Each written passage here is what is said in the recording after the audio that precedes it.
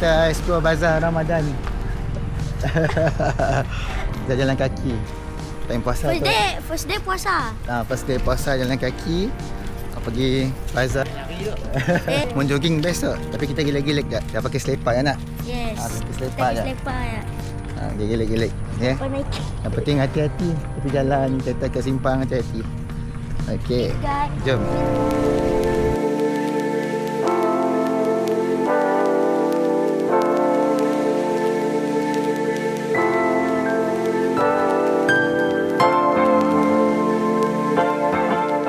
Ini rasa ke puasa kita? Okey, ada rasa lesu lah. Ada rasa lesu, haus tapi bersemangat.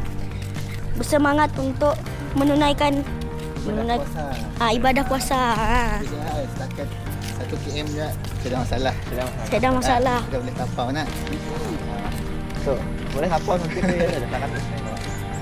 Pergi petang-petang tu. Kita kira macam Exercise sikit. Exercise Time sikit. puasa. Saya dah tidur-tidur. Semangat. Yes, Semangatlah lagi. untuk berpuasa. Jangan lesu. Jajak. Ya. Okey.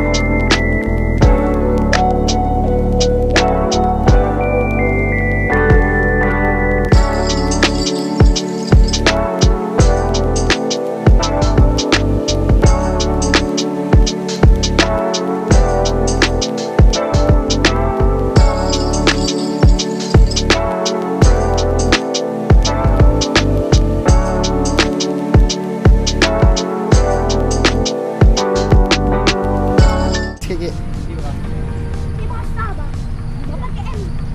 1.85. Alhamdulillah kita sampai Bazar Dataran Sibu.